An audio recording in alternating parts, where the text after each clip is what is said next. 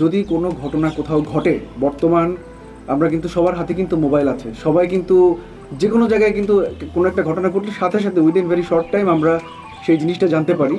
তো এখানে আপনাদের যে প্রশ্নের উত্তরটা সেটা হলো যে 6 BGB তাদের যে দায়িত্বপূর্ণ এরিয়া আছে এবং এলাকার যে জনসাধারণ আছে এদের সম্মিলিত প্রচেষ্টায় আমাদের যে এলাকাটায় আমরা এখানে পুশিন বা মাদক চোরাচালানের মতো ঘটনাগুলো আমরা শূন্যের কোঠায় নামিয়ে আনতে পারিনি, কিন্তু নিয়ন্ত্রণ করা সম্ভব হয়েছে। কিন্তু আমাদের পার্শ্ববর্তী যারা আছে এদিকে দেখা যায় যে কাঁটাতারের যে ফেন্স যেটা আছে এদের এদিকে এই ফেন্সটা অনেক জায়গায় নাই। আর আমাদের পুরো সম্পূর্ণ 113 কিলোমিটার বর্ডারের ভিতরে মাত্র 100 কিলোমিটারের মতো, মানে 111 কিলোমিটার মতো, মানে আমার 2 থেকে 3 কিলোমিটার মতো আছে যেখানে শুধু কাঁটাতার নাই। ঠাকুরপুর মুন্সিপুরের দিকে মেইন পিলার 151, মানে 91, 8 কিলোমিটারের মতো শুধু আমাদের কাঁটাতারের বেড়া নাই।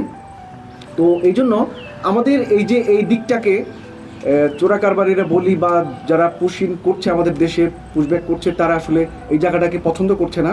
তো যেদিকে সুযোগটা বেশি, ধরা পড়ার সম্ভাবনা কম, সেদিক থেকে কিন্তু তাদের যে এই চোরাচালানি অবৈধ কার্যক্রমগুলো বেশি পরিচালনা করছে।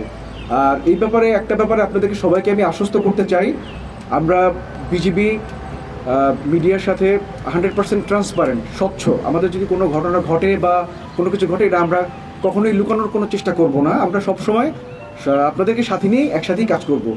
তো এর জন্য আপনাদেরও একটা বড় ভূমিকা আছে। আপনারা বিভিন্ন সময়ে যে তথ্য উপাত্তগুলো বা যে খবরগুলো আপনারা সম্প্রচার করেন, এতে সাধারণ মানুষের যে জনসচেতনতাটি তৈরি হয়েছে এবং আমরা পজিটিভ ফিডব্যাক পাচ্ছি। মেইন যে এটা হচ্ছে যে আমাদের এদিকে ম্যাক্সিমাম জায়গায় কাঁটাতার দেয়া, ডাবল লেয়ার, সিঙ্গেল লেয়ার, মানে কিছু কিছু জায়গায় আছে 3টা লেয়ারে কাঁটাতার দেয়া এবং আশেপাশে একটু গ্রাম কম।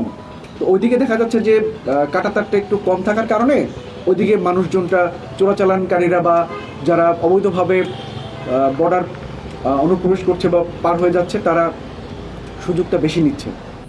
আসন্ন পবিত্র ঈদুল আজহা উপলক্ষে সীমান্ত এলাকায় গরু চোরাচালান এবং কোরবানির পশুর চামড়া পাচারের মতো অপতৎপরতা রোধে বিজিবি সর্বোচ্চ সতর্ক অবস্থানে রয়েছে। বিশেষ করে চুয়াডাঙ্গা এবং মেহেরপুর জেলায় পর্যাপ্ত পরিমাণে কোরবানির পশুর যোগান রয়েছে।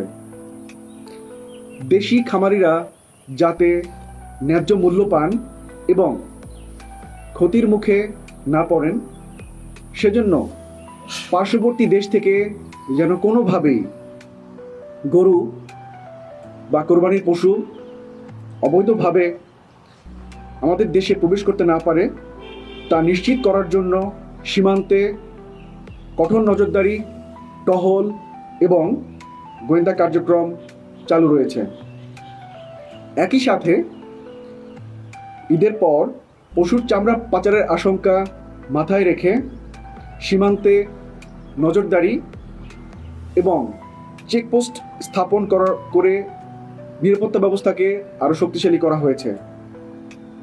বিজিবি অন্যান্য আইনশৃঙ্খলা বাহিনী ও প্রশাসনের সাথে সমন্বয় রেখে সার্বিক নিরাপত্তা ব্যবস্থা পরিচালনা করছে, যাতে সীমান্তবর্তী অঞ্চলে শান্তি শৃঙ্খলা বজায় থাকে এবং জাতীয় অর্থনীতির উপর কোনো নেতিবাচক প্রভাব না পড়ে।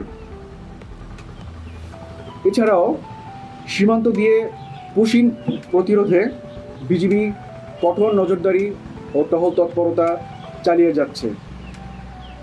সীমান্তবর্তী জনসাধারণকে সঙ্গে নিয়ে আমরা সর্বোচ্চ সতর্ক অবস্থানে রয়েছি।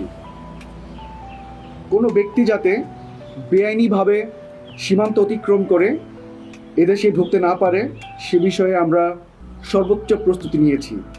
পাশাপাশি যেসব ক্ষেত্রে যথাযথ প্রক্রিয়া অনুসরণ না করে পুশিংয়ের চেষ্টা করা হয়েছে সেগুলোর বিরুদ্ধে আমরা নিয়মিতভাবে বিএসএফের সাথে বিভিন্ন পর্যায়ে পতাকা বৈঠকের মাধ্যমে মৌখিক ও লিখিতভাবে প্রতিবাদ জানাচ্ছি।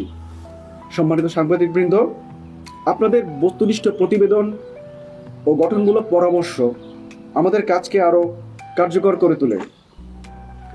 আমরা বিশ্বাস করি গণমাধ্যম ও বিজিবির যৌথ প্রচেষ্টায় একটি নিরাপদ, মাদক ও চোরাচালান মুক্ত সীমান্ত গড়া সম্ভব।